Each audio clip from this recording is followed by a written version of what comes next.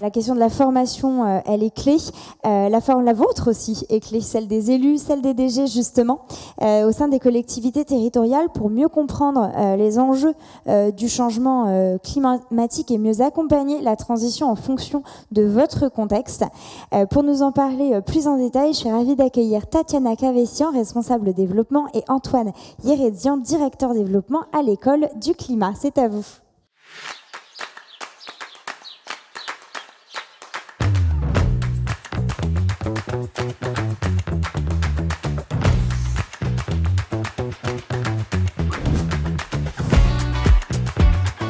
Bonjour à tous, ravi d'être là. Donc moi c'est Antoine. Moi c'est Tatiana. On va vous parler aujourd'hui un peu de formation. L'idée pour nous c'est de... Donc là on vient de créer une formation et l'idée c'est de revenir avec vous un peu sur la genèse de cette formation pour vous partager un peu ce qui a été compliqué, d'où on vient, comment on l'a créé, et ça peut vous donner des billes ensuite si vous avez des programmes de ce genre à déployer dans différentes collectivités. Donc je vais commencer par vous expliquer moi d'où ça vient et puis Tatiana vous expliquera un peu ce qu'on a mis dedans. Alors d'où on vient, bon bah ça a priori on est à peu près tous convaincus qu'on vient de là, c'est pas très gay mais au moins c'est transpartisan quoi, globalement ça va pas. Je vais pas m'éterniser là-dessus. Ce qu'on sait aussi, on va le dire pas mal aujourd'hui, c'est que les territoires sont évidemment en première ligne. Ce que je trouve intéressant, c'est qu'il y a deux façons de dire que les territoires sont en première ligne. À gauche, vous avez le fait que ce sont les premières frappées, les collectivités territoriales, par le changement climatique. Quand vous avez une inondation, quand vous avez même du gonflement, rétractation d'argile, etc. Ce que ça vient frapper immédiatement, c'est les habitants. Et la première ligne de protection et la première ligne vers laquelle on se tourne, c'est évidemment les collectivités et les élus locaux. Mais aussi à droite, on vous a mis un petit extrait donc du rapport du GIEC, en l'occurrence le deuxième groupe de travail, sur le fait que alors en anglais, local government, donc les villes, les collectivités territoriales, sont aussi la clé pour à la fois réduire les émissions et favoriser l'adaptation au changement climatique. Donc si vous voulez, il y a une double contrainte qui pèse. D'un côté, ce sont les territoires qui payent le prix le plus lourd, et de l'autre, c'est aussi à eux de régler le problème, quoi, en gros, si je simplifie. Face à ça, il y a déjà plein de gens qui font plein de choses, donc ça c'est plutôt la bonne nouvelle, plutôt en ordre éclaté. Donc là par exemple vous avez des exemples assez classiques, hein, mais avec des stations qui doivent gérer la fin du ski alpin de façon un peu proactive, des villes qui n'étaient pas forcément destinées, qui deviennent des championnes des pistes cyclables, alors même que c'est pas spécialement des villes de très grande densité, et puis des plus grandes collectivités qui s'engagent dans des projets, par exemple à le zéro déchet à Roubaix, mais il y en a plein d'autres qu'on aurait pu prendre, et ce qui est intéressant, qui est SM sur le reste du territoire, et notamment auprès des communes limitrophes. Ça, c'est intéressant, mais en réalité, ce sont un peu des actions isolées, chacun prenant un peu ça avec ses propres outils et s'appuyant sur les outillages sur lesquels on peut mettre la main. Quand on regarde ce qui se passe du côté de la formation, vous avez d'un côté le besoin d'une formation massive pour harmoniser tout ça, et en fait qui commence à se faire, mais qui commence à se faire aujourd'hui à l'échelle de l'État, parce qu'il y a eu des annonces bornes sur les 25 000 aux cadres et aux fonctionnaires, mais pour l'instant on n'en est pas encore au stade, donc super initiative, mais c'est quand même un programme assez lourd et qui n'arrive pas encore au stade des collectivités territoriales. Il y a eu quelques annonces aussi de formation uniquement à destination des maires, il faut se déplacer en préfecture, donc de ce point de vue-là assez pauvre. Et de l'autre, vous avez des choses très expertes et très spécialisées, parce qu'on a la chance en France d'avoir quand même pas mal d'agences qui bossent et qui bossent très bien, mais bon, le contenu est fort peu digeste et souvent très dense et très spécialisé. Donc là, vous avez coup sur coup un papier de l'ADEME qui fait 60 pages, que je vous recommande, qui est super intéressant sur mettre en place les transitions, un séminaire du CRMA avec ce genre de graphique passionnant quand on met en pause et qu'on s'arrête pendant une demi-heure, mais en fait, à la pause déjeuner, ça s'y prête pas trop, et puis une petite rencontre qu'on a fait par exemple à l'Union des maires du Calvados, mais bon, il faut aller au Calvados, quoi. Donc, si vous voulez, ça, c'est l'état actuel de la formation. Et donc, quand on regarde ça, nous, avec Tatiana, on se dit qu'on a 2-3 trucs à raconter. Ce qu'on fait déjà, nous, à la base, c'est de la formation dans le privé. Et en fait, on a les mêmes enjeux dans le privé, c'est-à-dire l'éclatement des connaissances, tout le monde qui a besoin d'avancer au même niveau et d'harmoniser des centaines, voire des milliers de personnes, et d'avancer assez rapidement. Donc on a un problème qui s'appelle la Climate School, qui a déjà été déployé, qui touche aujourd'hui 4 millions de salariés dans le monde, avec un certain nombre de boîtes. Donc là, l'idée, nous, c'était de passer par le privé pour atteindre les gens. Donc on passe par les directions RH de Saint-Gobain, les directions RH de BNP Paribas, etc. Et on déploie ça massivement. Donc aujourd'hui on est 40, on couvre 7 pays, c'est tourné en 8 langues. Donc c'est quelque chose qu'on sait faire, la formation de masse et l'acculturation. On s'est dit, ok, eh ben, puisqu'on a des remontées terrain de la demande d'élus en fait, et d'agents pour agir, qu'est-ce qu'on peut faire et comment est-ce qu'on peut le faire sans se dire que le copier-coller du privé va fonctionner. Donc ce qu'on s'est dit, c'était que ce qui manquait réellement, c'était une formation pour tous. C'est-à-dire, non pas une formation juste pour les élus ou juste pour les agents de catégorie C, etc., mais quelque chose qui mette toute l'administration et le conseil municipal et les élus sur un pied d'égalité. On part tous de la même base et de la même constatation.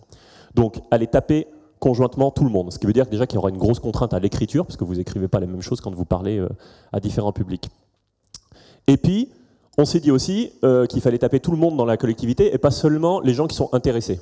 Parce que la réalité, c'est qu'on a tous dans les équipes des élus ou des agents qui se motivent, qui se creusent déjà ça, souvent sur leur temps libre, parfois quand ils ont de la chance, parce qu'il y a un temps qui leur est alloué pour se former. Et donc, si vous voulez, ces gens-là, ils n'ont pas spécialement besoin de formation.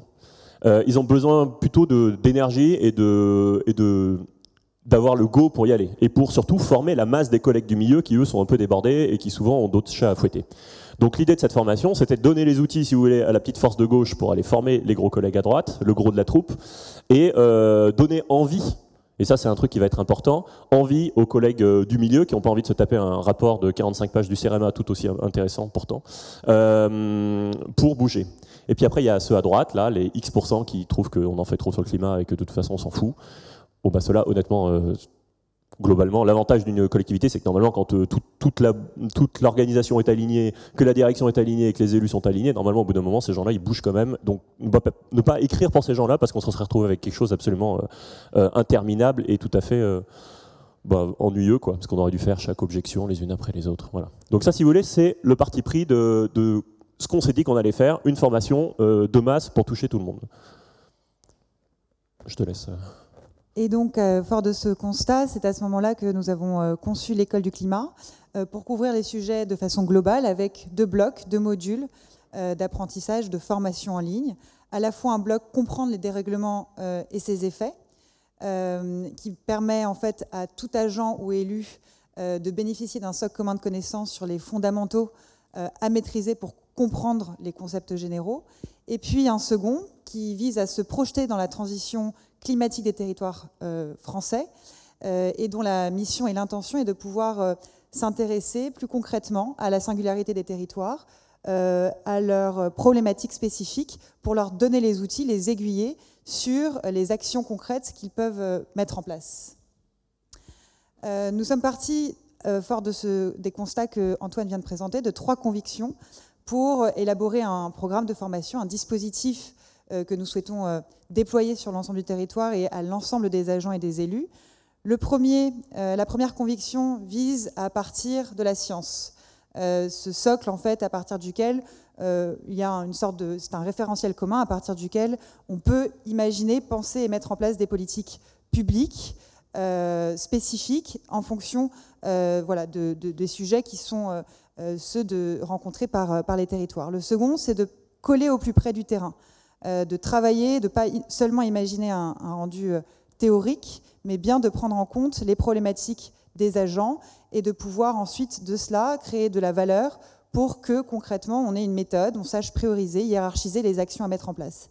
Et enfin, donner envie d'apprendre, c'est-à-dire que lorsqu'on souhaite pouvoir s'adresser au plus grand nombre, il faut imaginer un parcours qui soit agréable, ludique, pédagogique et qui puisse engager le plus de personnes possible à suivre ces formations-là. Le parti pris de cette formation, c'est donc, et la façon dont on a conçu le contenu, ça a été à la fois de travailler et de nous baser sur de la documentation de la littérature scientifique, des expertises spécifiques, le rapport du GIEC, le rapport du CEREMA, ceux du Haut Conseil pour le climat. On a également travaillé avec des experts de The Shift Project. Et également d'inscrire ces éléments-là dans une réalité, des problématiques qui nous étaient relevées et revenues du terrain à travers des auditions, des interviews d'élus, d'agents, d'experts qui sont confrontés à des problématiques que l'on n'a pas forcément en tête lorsqu'on travaille uniquement sur le théorique ou le scientifique. Et enfin, la forme est au cœur de l'attention, comme je vous le précisais, c'est qu'on souhaite et on a porté un intérêt fort à créer une expérience d'apprentissage différente de ce qui existe. Le e-learning, voilà, a ses limites, et l'idée était de pouvoir embarquer le plus de monde possible avec un travail qu'on a mené avec des ingénieurs pédagogiques pour avoir une expérience engageante, entraînante, et pour que lorsque les élus ou les agents consultent ce parcours-là, puissent en tirer une certaine satisfaction d'apprendre par voilà, des contenus qui sont agréables à regarder. Saviez-vous que 6 Français sur 10 sont déjà exposés à des risques climatiques majeurs? Connaissez-vous la différence entre adaptation et atténuation? Imaginez-vous que les collectivités territoriales sont responsables de 15% des émissions de gaz à effet de serre en France, et que vous, agents et élus, avez en main les cartes pour agir sur 50% des émissions des Français. Voici quelques exemples de ce que vous allez découvrir à l'École du Climat. L'École du Climat, c'est une formation en ligne, accessible où vous le voulez, quand vous le voulez, pour savoir comment aborder la transition climatique des territoires en 2 grandes étapes. D'abord, repartir du consensus scientifique. On vous explique le plus concrètement possible le réchauffement climatique, le fonctionnement de la biodiversité, le rôle des ressources naturelles et comment les populations y font face de manière inégale. On repart des rapports du GIEC et des grandes études scientifiques pour vous expliquer ce qu'il faut savoir. Deuxième étape, on s'intéresse à vos leviers d'action, à vous, dans les collectivités territoriales. Comment réduire les émissions, mais aussi comment s'adapter à un climat qui change. On part à la recherche des co-bénéfices et à la façon d'utiliser la transition pour réduire les inégalités dans les territoires. L'idée n'est pas de vous dire comment faire de l'extérieur, mais de vous présenter des initiatives qui ont fonctionné. Pour cela, nous sommes partis à la rencontre d'élus sur le terrain pour vous donner des leviers, des boîtes à outils très concrètes pour que vous puissiez ensuite décliner à votre niveau ce qui a le plus de sens sur vos territoires avec leurs particularités. Dans chaque cours, vous trouverez un mélange d'explications vidéo, de quiz pour explorer des points précis. Un format qui vous permettra de creuser collectivement les meilleures pistes d'action avec un objectif, vivre mieux et mieux protégé partout en France. Pour comprendre la transition aujourd'hui et agir dès demain dans les territoires, eh bien je vous emmène à l'École du Climat. Voilà.